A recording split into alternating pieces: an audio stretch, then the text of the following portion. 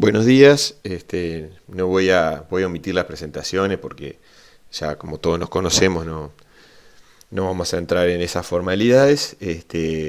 La idea era hacer un mini ciclo con tres charlas de ultrasonografía en el paciente crítico, un poco con el objetivo de los que no están agarrando el ecógrafo, se animen a, a bichar, a empezar a mirar cosas y van a notar que realmente en poco tiempo logran cosas importantes, lograr cambios diagnósticos y terapéuticos precoces, que realmente los van a entusiasmar y estoy seguro que van a seguir con eso. Es vencer ese tedio inicial que te da ver todas esas escalas de grises.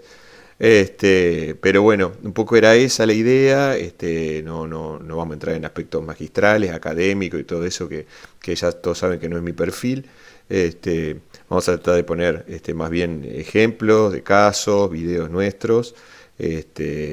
Y bueno, sería eso más que nada.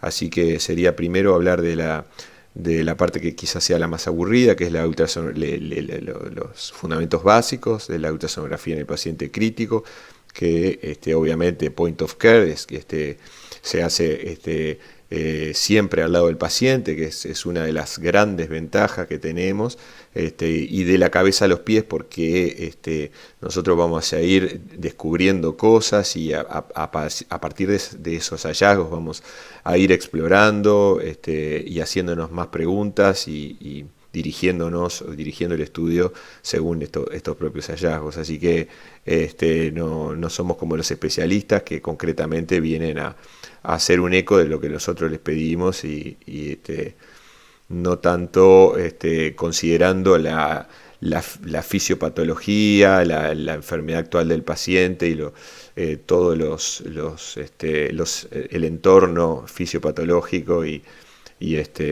terapéutico del paciente. Así que y además obviamente repetida en el tiempo, que nosotros lo que hacemos es evaluar no una sola vez al paciente, sino que vamos viendo los cambios también con el ecógrafo. Así que bueno, inicialmente vamos a hablar de los fundamentos básicos brevemente para saber un poco y hablar todos el mismo idioma. Y después va a haber otra de ecotórax y otra de ultrasonografía en el paciente en shock. Y bueno, está. Esperemos que no se aburran demasiado. El objetivo es ese. Dale. Bueno, repetimos que a diferencia de los especialistas, nosotros no hacemos el trabajo de ellos, para nada estamos capacitados, ellos van a mirar cosas mucho más específicas, los vamos a llamar para que nos aclaren cantidad de dudas y eso va a seguir siendo así. Digo, lo que no vamos a llamar a un cardiólogo a las 3 de la mañana para que nos dé una mano para valorar un paciente en shock. Eso, eso es así, a nadie se le puede ocurrir. En todo caso, si no contamos con el ecógrafo, lo que va a pasar es que nos va a llevar más tiempo, vamos a usar más recursos, vamos a usar otros y más recursos, y vamos a desgastar más las coronarias seguramente nuestras. Así que pero para nada nosotros vamos a tener el atrevimiento de meternos en el campo yo que sé, de los cardiólogos que te van a venir a medir una estenosis aórtica, una valvulopatía grave y te van a decir si hay que operarla o no. Esas cosas a nosotros no nos corresponde, y bueno, un poco la diferencia está clarísima, ¿no? Así que un poco quería aclarar eso. La, la valoración, como dijimos al principio, tiene que ser sistemática, de la cabeza a los pies, como ya lo dijimos, y guiándonos muchas veces por metas, en el caso, por ejemplo, que estemos reanimando un shock, y también por los mismos hallazgos que nos van a llevar a preguntarnos hacernos nuevas preguntas y hacer nuevas disquisiciones diagnósticas, a descartar otras cosas y seguir explorando según una sistemática, pero también según los hallazgos que vayamos encontrando.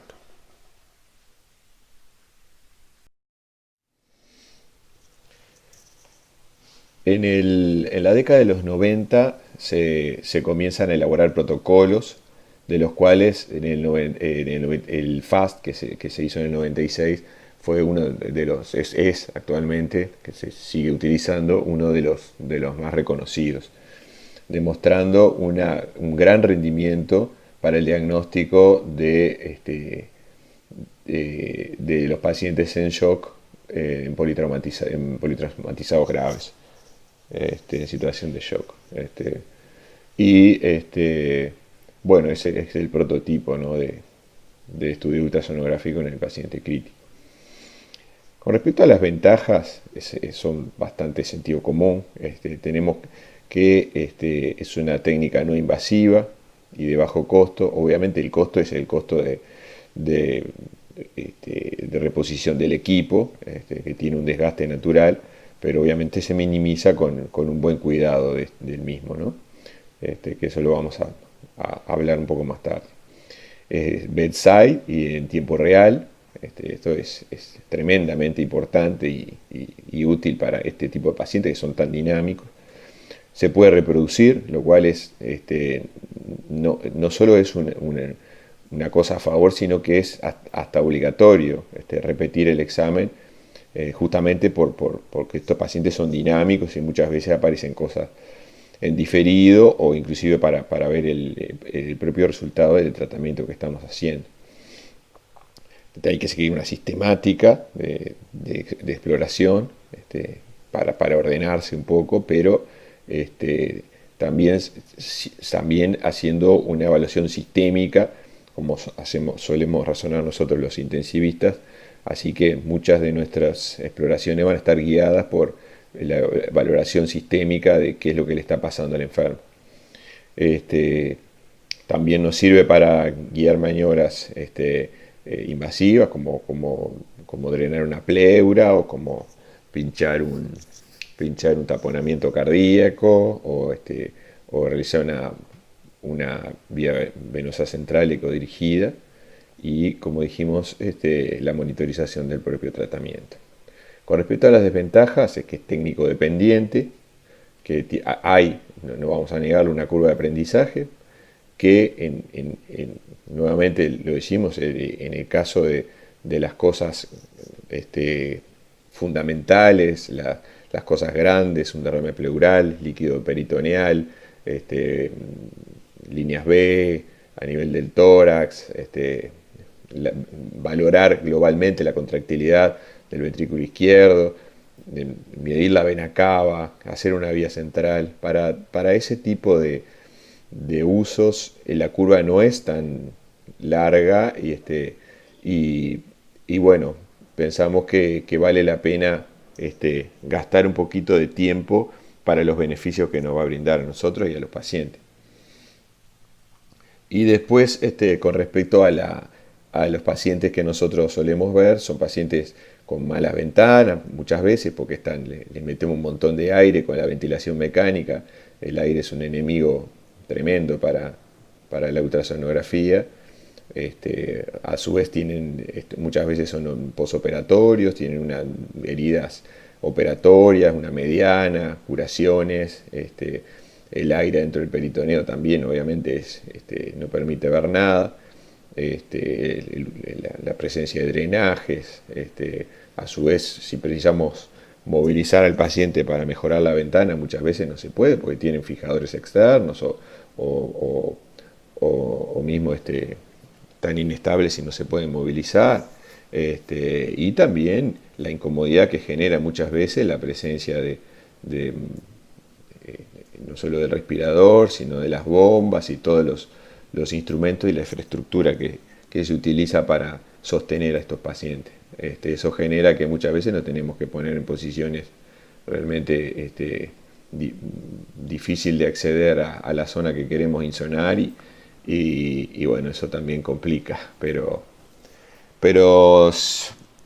se logra sobrellevar eso y a la larga con un poco de paciencia se encuentra lo que uno está buscando.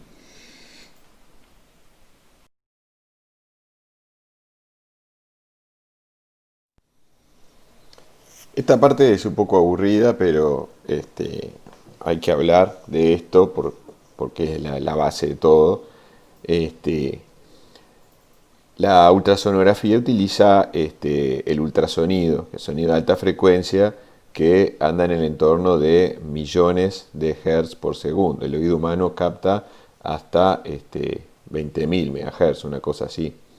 Y el funcionamiento es a través de cristales piezoeléctricos que se encuentran en la sonda, este, que de disposición, distinta disposición según el tipo de sonda que sea, que a través del estímulo eléctrico que le envía el equipo los transforma en pulsos de ultrasonido, en el aire son cambios de presión en forma sinusoidal, con determinada frecuencia y determinada amplitud. Esto rebota en los tejidos con cierta, cierta forma según el tipo de tejido que sea, eso después se va a explicar, y vuelve al transducer que lo transforma a través del software en imágenes. Así que, al igual que por ejemplo sucede con el oído medio, que actuaría de una manera similar, esas ondas de pulso que son el sonido que viaja en el aire, se movería en la membrana timpánica y eso se traduciría en impulsos eléctricos que dan señales para el cerebro, digamos. Digamos que el principio vendría a ser similar. Solo que en este caso sería a través de un rebote de señal e interpretación de las ondas que están volviendo modificadas y eh, con eso se traza una imagen supuestamente real de los tejidos, que viene a ser en realidad más bien la interfase de los tejidos lo que está captando el transductor. A su vez, eso lo vamos a mostrar después, existen diferentes tipos de sondas, fundamentalmente vamos a usar tres. La sonda lineal, que es la que tiene una frecuencia mayor, entre 7 y 15 MHz, y al tener mayor frecuencia tiene mejor resolución, pero como contrapartida ve sobre todo los planos superficiales. Lo vamos a usar sobre todo para hacer vías centrales, para ver vasos, hacer Doppler de vasos, por ejemplo, del cuello, para mirar la pleura, por ejemplo, las características, si hay irregularidades, si desliza. Después tenemos el transducer cardiológico o la sonda sectorial, que es el que se usa para hacer toda la parte de cardio, y tiene una frecuencia entre 2,5 y 4 MHz, son frecuencias bajas que tienen mejor resolución hacia la profundidad. Eh, y bueno, la convexa es similar también, las características en cuanto a la frecuencia y la profundidad obtenidas, pero tiene un espectro más amplio y estaría formando más bien un trapecio y no una imagen triangular como forma la sectorial. Después vamos a ahondar un poco más en eso. Acá está el esquema de lo que veníamos diciendo. El cristal, el piezoeléctrico que se encuentra dentro del transducer, que reciben la señal eléctrica, que la envían, que envían el impulso ultrasónico, que se encuentra con la interfase de los tejidos, puestas acá como interfase 1 y 2. Esto genera un eco de diferentes características según esa interfase, que vuelve y es captado por el cristal, y enviado como una señal eléctrica al software que lo interpreta. Lo que veníamos diciendo, el sonido se refleja desde los bordes de estructuras con diferente impedancia. A mayor diferencia de impedancia entre un tejido y otro, o dentro de las diferentes estructuras del mismo órgano, eso genera mejor reflexión, mejor rebote de señal, y es lo que ve el ecógrafo cuando tú insonás a un paciente. La refracción es la desviación de esa señal según la incidencia del ángulo con el que tú le estás insonando, y cambia la angulación, digamos, el ultrasonido al chocar contra ese tejido, y lo que genera es un artefacto que es de duplicaciones de imágenes. Eso se minimiza insonando al tejido en ángulo recto. A mayor ángulo, cuanto más te apartas de ese ángulo recto, se genera más desviación de esa señal al chocar con el tejido, y se desvía en un ángulo equivalente pero contrario al que estás insonando el tejido. Así que genera artefactos como de reverberación. A su vez, el fenómeno del aire. Cuando hay una diferencia muy grande entre la interfase, como pasa en la caja torácica, esa gran diferencia genera una reflexión máxima, o sea, un rebote total de la señal, y el transducer tampoco puede ver nada. Por eso también es que se utiliza el gel en el transducer. Esto es una muestra que todos la conocemos, pero bueno, bien vale mostrar acá cómo actúa un gel conductor cuando le anulas la interfase con el aire. Las diferentes estructuras tienen diferentes características con respecto a la ecogenicidad. Por ejemplo, el líquido es considerado como un no atenuador. Así que lo vamos a ver muy bien, lo vamos a ver anecoico, negro, tiene muy buena ventana, en general genera una ventana bárbara para el ecografista. El hueso tiene mucha impedancia, un gran coeficiente de absorción, y es muy atenuador de la señal, la atenúa completamente, digamos. Bloquea las de luz, genera un cono de sombra atrás. Ese cono de sombra muchas veces oculta cosas, que hay estructuras y cosas importantes que tenemos que ver atrás del hueso, y es un gran problema a la hora de tener que analizar muchas veces estructuras y problemas a nivel por ejemplo, del tórax, donde las costillas generan mucho artefacto. Lo que dijimos del aire, que genera reflexión total y a su vez dispersa en todas direcciones la señal, así que no genera una ceguera absoluta del transducer. La gran mayoría de las señales, entonces, provienen de tejidos que están en el medio entre la interfase con gran impedancia acústica, que genera una reflexión completa, un rebote completo de la señal, y tampoco permite ver nada, y la ausencia de interfase sin posibilidades de reflexión. Y eso tampoco permite ver nada. Entre medio está todo lo que nosotros podemos ver. Este es un esquema de lo que ya venimos hablando, no vamos a ahondar más. Reflexión, refracción, dispersión y absorción. Para unificar un poco los criterios, hablamos de terminología brevemente. La ecogenicidad es la habilidad o la capacidad que tienen los tejidos para reflejar el eco pulsado, y está determinada por la densidad, lo que hablamos más temprano, la diferencia de impedancia entre una parte y otra de un órgano, entre un tejido y otro, es lo que genera o permite definir una imagen real o transmitirla. Lo isoecoico denominamos al hígado porque es el patrón que usamos, contra el cual comparamos el resto de las estructuras con sus diferentes ecos.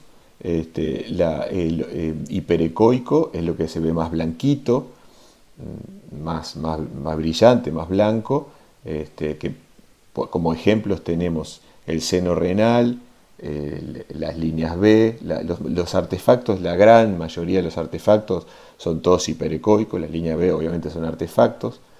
El seno renal, la pleura, el diafragma,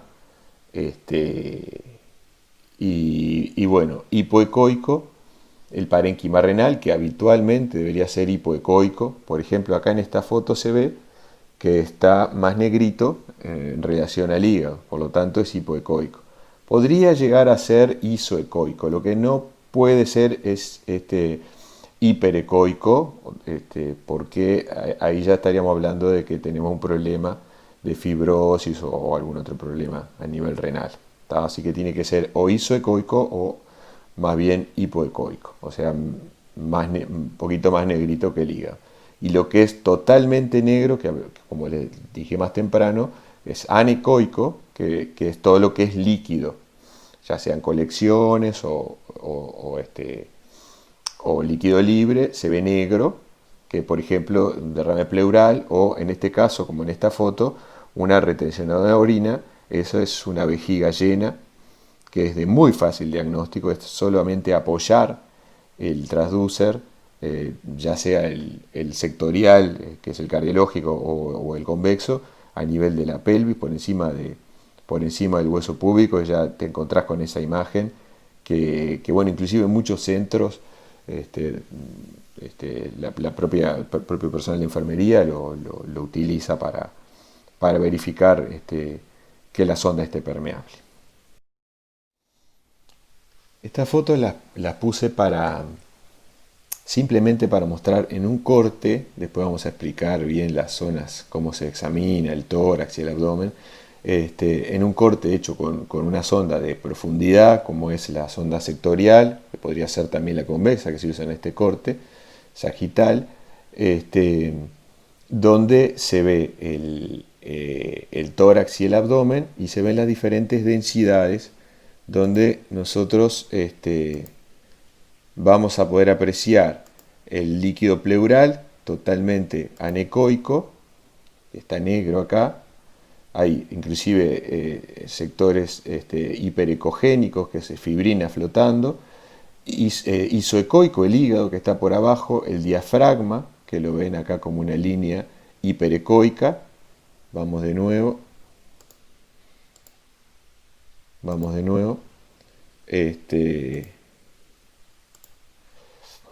El hígado isoecoico, el riñón, el líquido pleural, que es anecoico, los pedacitos de fibrina ahí flotando, y el parénquima pulmonar atelectasiado, que está ahí flotando con el signo de la medusa, que prácticamente es isoecoico con el hígado, que es una de las características de la atelectasia pulmonar. Pero eso es, básicamente lo puse para ver cómo en un solo corte ves todas esas densidades diferentes, ¿no?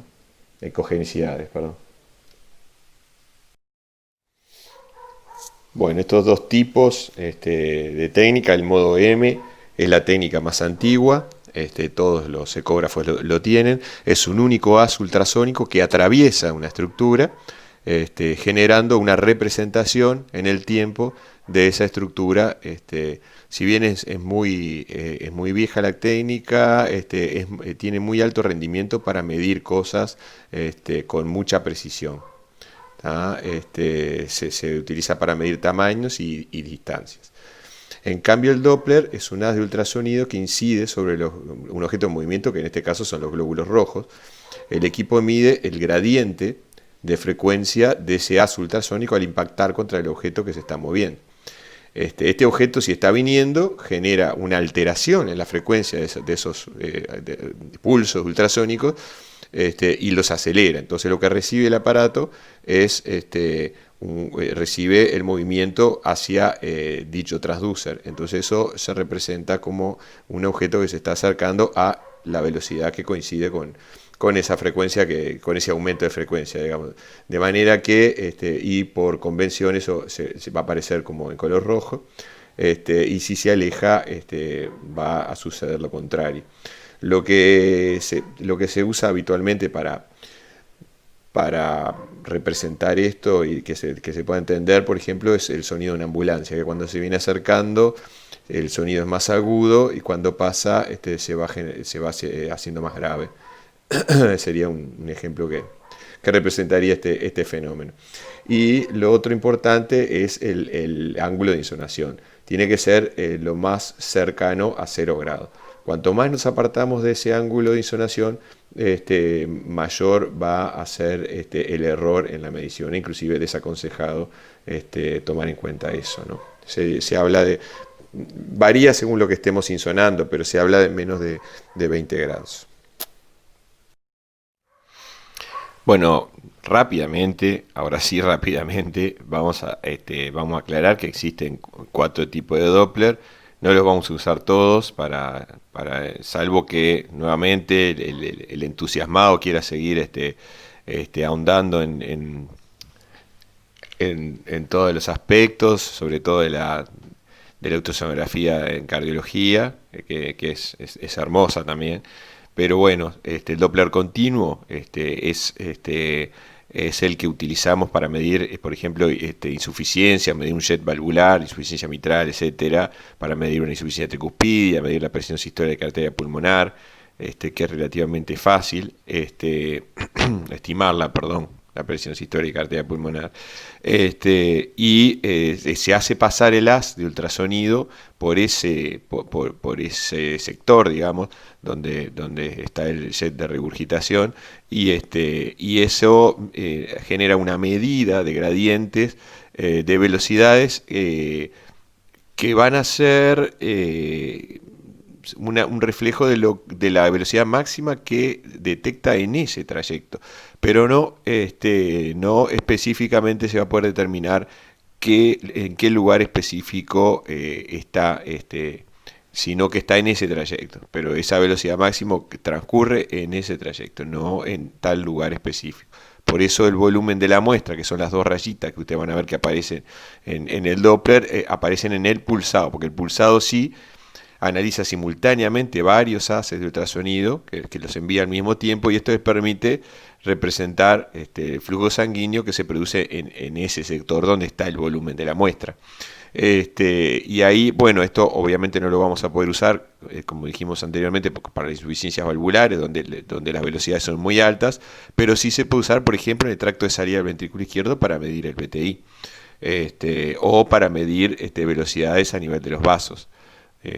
Así que, bueno, esto sí seguramente lo vayamos a usar en algún momento. El Doppler color también está bueno en el caso de que se pueda obtener un buen plano, una buena ventana. Ahí, por ejemplo, se puede evidenciar un jet de regurgitación en una insuficiencia mitral. Creo que hay un video por ahí después, más adelante. Y bueno, es un multigatillado del pulsado que se superpone la imagen 2D y lo representa con colores, los flujos. Obviamente, como dijimos antes, el azul se aleja y el rojo se acerca. Bueno, y después el tisular, que es exclusivo también para los cardiólogos, que es para medir el movimiento del miocardio, que se mueve más lento. Entonces, con filtros eliminan todo lo que es movimiento de flujo sanguíneo, que son altas velocidades, y les queda solo para aplicar un Doppler pulsado sobre la pared del miocardio, y ahí medir el movimiento del miocardio de forma más exacta. Pero bueno, esto es ya muy, muy específico, ¿no? Un ejemplo gráfico de un mal uso del modo M. En la primera imagen se ve el haz que atraviesa en forma bien perpendicular al vaso, y cómo la medida se realiza en forma correcta. En la foto de abajo es un subcostal donde se ve la vena cava y dónde hay que medirla. Inmediatamente la emergencia de la vena suprahepática, o a 2 centímetros de su ingreso a la aurícula, que más o menos sería el mismo lugar. En el caso de no poder hacer pasar el haz, como en la segunda foto, la raya roja sería el haz del modo M pasando mal, y que la ventana no nos permita realizarlo en forma adecuada, bueno, hay que acercar la imagen, congelarla y medirlo en forma directa. El inconveniente es que no se va a poder ver los cambios, como se puede hacer con el modo M, que nos ayuda a ver los cambios dinámicos de la vena cava con los ciclos respiratorios. Pero sí vamos a poder hacer una medida puntual del diámetro de la vena cava. Lo que ya hablamos, la incidencia del haz de ultrasonido, el ángulo de insonación es importantísimo cuando estás buscando una señal Doppler. Fíjate que acá a 0 grados tenés la señal perfecta y a medida que aumenta el ángulo de insonación, la señal se va alterando, se va debilitando y bueno, ya termina no siendo una muestra. Estos son los tres principales tipos de sonda que disponemos.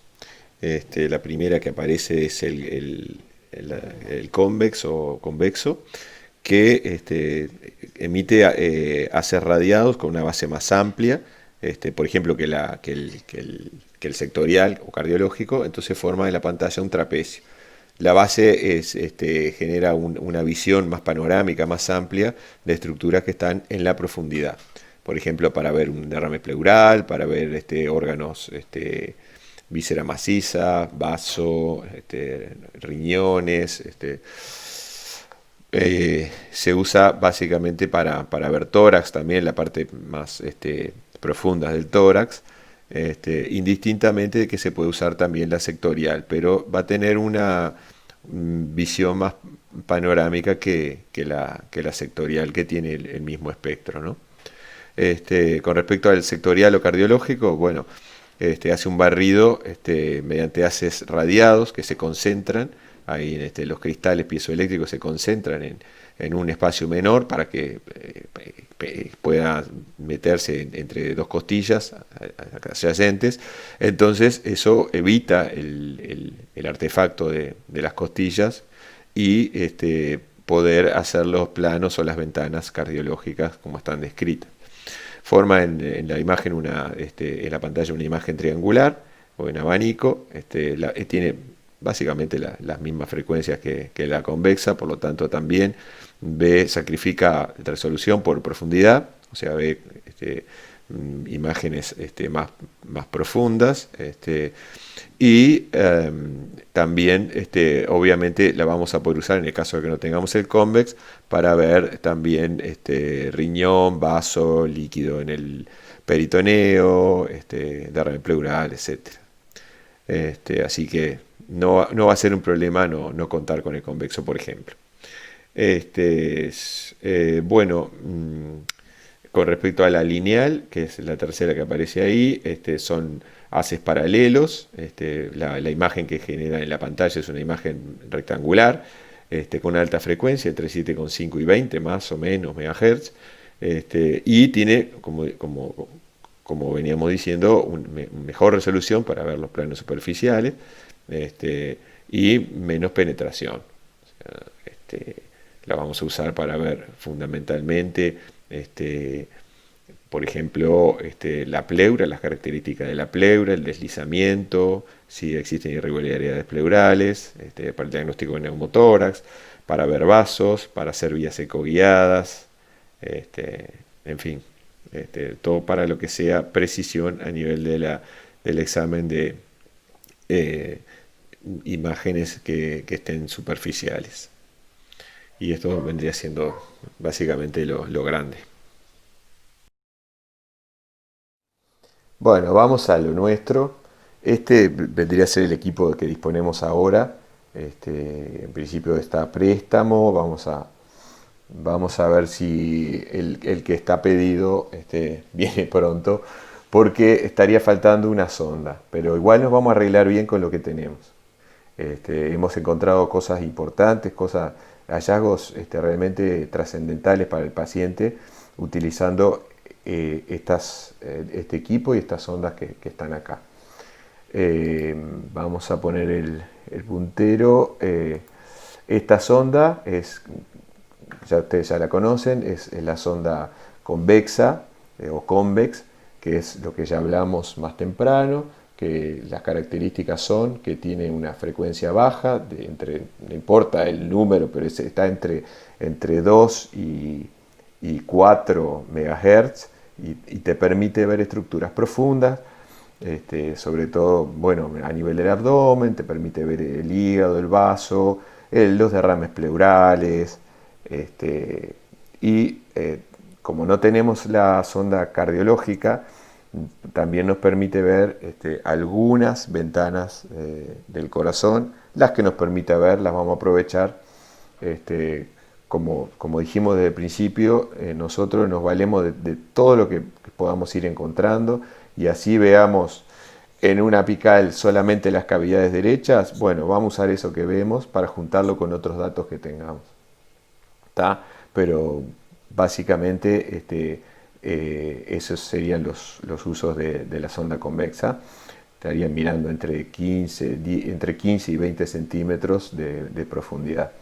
Después tenemos la lineal, que es esta otra, que tiene una frecuencia más elevada, entre 7 y 15 MHz, y sirve básicamente para hacer vías centrales, para mirar vasos, para hacer Doppler de los vascular a nivel de carotidio, yugular, inguinal, y también nos sirve para ver a nivel del tórax la parte superficial, que vendría a ser la pleura visceral y la parietal, su deslizamiento, que podamos explicar cómo se ve eso, y el diagnóstico certero de neumotórax, aunque con la convexa lo podemos hacer. La sonda ideal para diagnosticar el neumotórax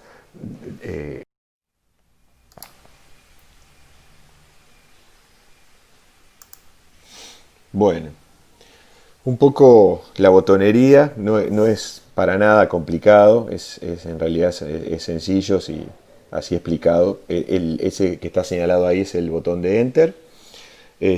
Con esto se enciende el equipo presionando una vez y presionando otra vez sola se vuelve a apagar. En realidad aparece en el display las opciones de apagar el sistema o apagar el equipo y hay que apagarlo de esta manera, no de otra, no cerrarlo prendido y dejarlo así porque queda como igual que la computadora, queda el sistema abierto. ¿Tá? Con este botón, es el botón de Enter, confirmamos todo lo que le vayamos pidiendo al aparato. Esta bolita es el roller, que funciona igual que un mouse para llevar el puntero de un lado al otro, dándole Enter de un lado y del otro cuando estamos midiendo algo, por ejemplo, o para desplazar el tiempo hacia adelante y hacia atrás cuando frizamos. Con este botón se frisa, se pone en freeze la imagen y, por ejemplo, en el caso de la medición o cuando encontremos una estructura que queramos ver mejor, lo frizamos con esto y con el roller le damos hacia atrás un par de segundos o 3 segundos y con eso buscamos la imagen que más nos satisfaga. El depth es la profundidad. Esto es fundamental conocerlo porque cada sonda que pongamos va a aparecer con una profundidad X. Habitualmente, obviamente la cardiológica y la convexa va a aparecer entre 15 y 20 centímetros, que aparece al costado derecho de la pantalla una reglita donde nos dice en qué profundidad estamos, y es de buena práctica siempre arrancar el estudio con la profundidad máxima que te da el equipo, o sea, con esa que te viene preseteada, porque en realidad acercándose perdemos resolución y además perdemos reper de donde estamos parados, entonces nos va a dificultar bastante el estudio, nos va a salir mal. Así que cuando nos queramos acercar en cuanto a profundidad, sabiendo que vamos a estar sacrificando un poco la resolución, primero buscar en lo regional, en lo global, y después acercarse con las dos flechitas para arriba y para abajo. Esta tecla de zoom en realidad estaría cumpliendo con esa función de acercarse sin sacrificar resolución. Pero yo en este aparato no la pude hacer andar, no sé si es que no anda o yo no la sé hacer andar, así que prometo seguir investigando el punto. Con el measure ya medimos en forma lineal, le damos clic de un lado, llevamos el puntero hacia el otro y le damos otro clic y ya aparece en la pantalla, en el display, lo que estamos midiendo. O si por ejemplo es un Doppler, ya aparece cuando presionamos el measure la opción de medir la envolvente, medir los gradientes, o por ejemplo si es un área que queremos medir, también nos aparece cuando presionamos el measure, nos aparece la opción de medidas genéricas o medidas de determinadas cosas. Te aparecen, por ejemplo, si en el caso que estés en abdomen, para medir el hígado, o para medir el vaso, perdón, o los riñones. Y bueno, podemos hacer una medida lineal o podemos medir áreas, por ejemplo, también seleccionando la opción y haciendo un clic. Y con el roller vamos haciendo toda la circunferencia, le damos otro clic cuando terminamos y ahí aparecen todas las medidas, así que podemos medir de esa manera.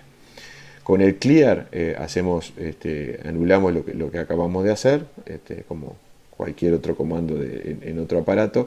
La B también es bueno conocerlo, que te vuelve al modo bidimensional preseteado cuando estamos haciendo un color, un pulsado, o un modo M, etcétera, o cualquier otro comando que hayamos cambiado el seteo inicial del aparato. Con la B vuelve y como que se ponen inicialmente en el modo del examen estándar para el cual está diseñado la sonda que estamos usando.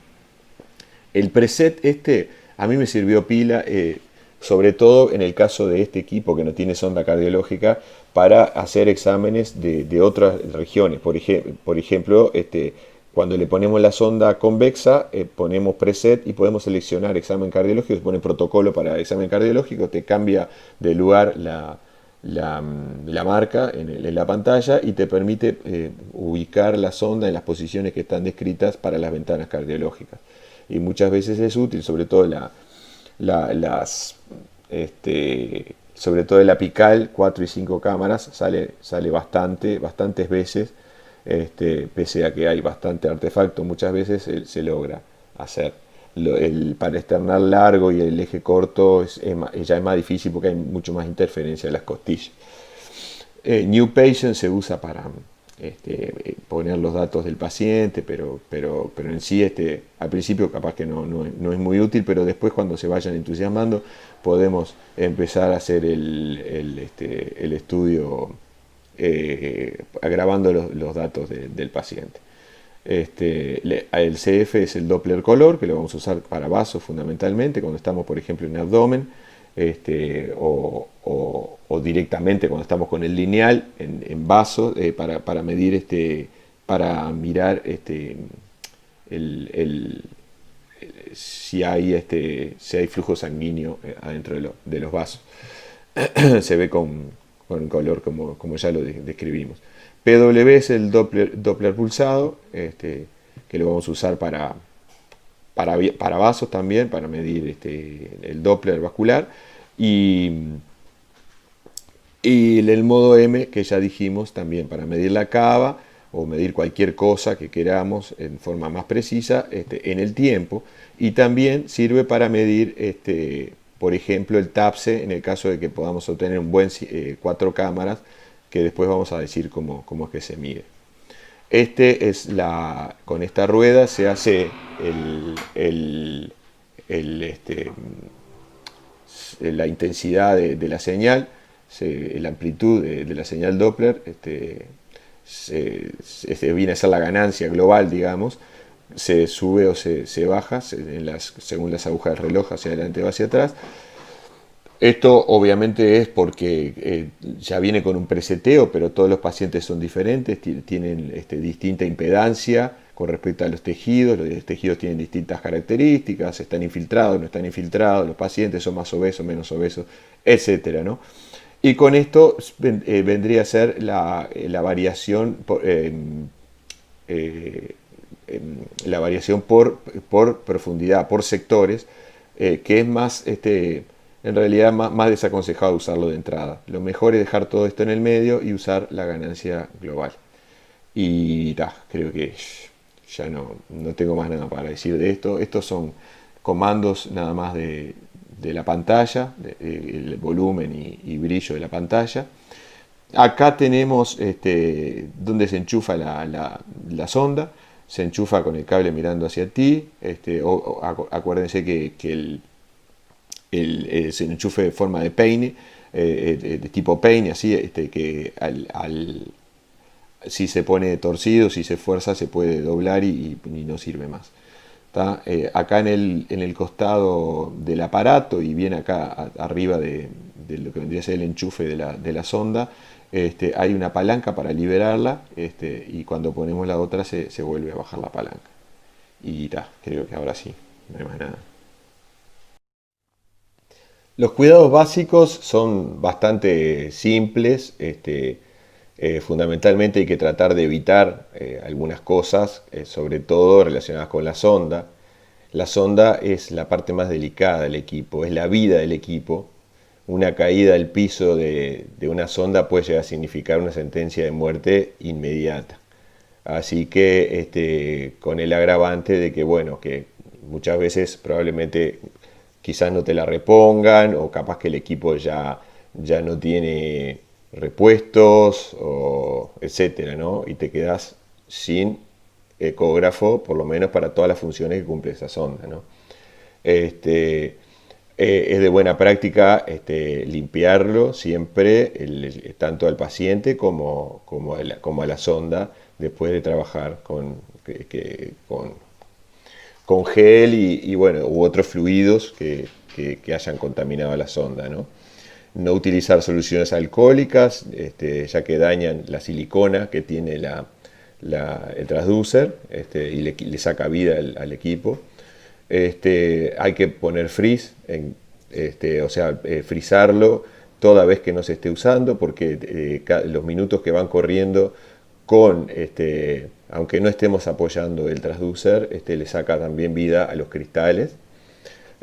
No cerrar la tapa sin apagar el sistema primero, ni desenchufarlo y esperar que se agote la batería. Hay que tratar de siempre, como las computadoras, de apagarlo con el botón de encendido y seleccionando apagar el sistema.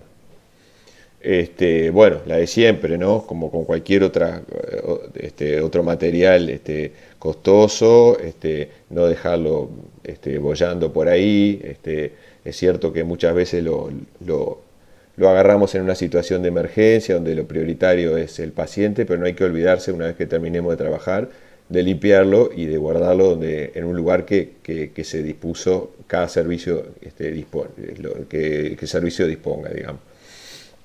No utilizar tampoco trapos abrasivos y cosas que puedan dañar de esa manera, de forma mecánica, la sonda, también la parte de la silicona. Para limpiarlo hay que usar una gasa ahora, y en casi todos los lugares tienen amonio cuaternario, o sulfonio, o cloruro de benzalconio, y eso, con eso o con un trapo seco, en el caso de que sigamos trabajando con el mismo paciente, se puede secar con una gasa seca, por ejemplo, y continuar trabajando. Esas serían las cosas básicas. El uso del equipo, bueno, se refiere sobre todo a la posición del operador, que en el caso nuestro en realidad va a ser donde podamos, porque siempre ya lo hablamos, los pacientes muchas veces cuanto más graves estén, más infraestructura tienen, más aparatos, más monitores, más bombas, el respirador, etcétera, y el propio paciente que va a estar quizás con fijadores externos, drenajes, etcétera. Entonces nos vamos a posicionar donde podamos, y tampoco se usa una sola mano, vamos a usar la mano que nos quede más cerca del paciente. Hay que acostumbrarse a trabajar con las dos manos, porque eso nos va a pasar que no podamos trabajar con una mano X, que está, por ejemplo, está descrito que uses la mano izquierda, pero en realidad Lo que te va a pasar es que va a haber momentos o situaciones en las que tengas que utilizar otra mano ayudarte de la otra mano para mover el paciente, etcétera. Así que hay que trabajar con las dos manos. Si se puede, hay que sentarse, porque la comodidad ayuda a obtener mejores ventanas, mayor precisión, sobre todo al principio. Hay que tener un poco de paciencia. Las imágenes van apareciendo, es así, las imágenes, las ventanas se van logrando, van apareciendo, pero hay que estar tranquilo y cómodo, porque si no la mano se cansa, se agarrota y bueno, a su vez tampoco hay que presionar demasiado sobre la superficie corporal del paciente, no solo porque le duele al paciente, sino porque además eso no mejora la resolución. Los movimientos tienen que ser suaves, siempre tratando de desplazar la sonda bien lubricada con gel, desplazándola suavemente, y mirando, no mirar la sonda, hay que mirar siempre el monitor. La sonda, el lugar donde uno va a apoyar la sonda es el único momento donde se mira el paciente, después hay que mirar el monitor, hasta encontrar en forma suave la ventana que uno está buscando, la imagen que uno se proyecta en la mente. Y de ahí recién, una vez ahí, habiendo logrado eso, podemos tiltear el transducer y buscar otras angulaciones y otros enfoques para optimizar la imagen y ahí también utilizar el zoom o disminuir la profundidad para acercar una imagen X, ¿no? Obviamente siempre encontrar los reperes, ubicar la marca que es la muesca del transducer, a veces tiene una marca, a veces tiene una luz, y relacionarlo con el punto, la señal que aparece en la pantalla, que va a ser a la derecha en el caso de cardio, del examen cardiológico, y a la izquierda para el resto de los protocolos. Y bueno, eso vendría siendo todo. Bueno, esto sería todo. Prometo solemnemente que la próxima va a ser mucho más divertida. Si se animan a mirarla, yo le voy a estar muy agradecido por no haber perdido el tiempo. Y bueno, muchas gracias por prestarme atención. Un abrazo.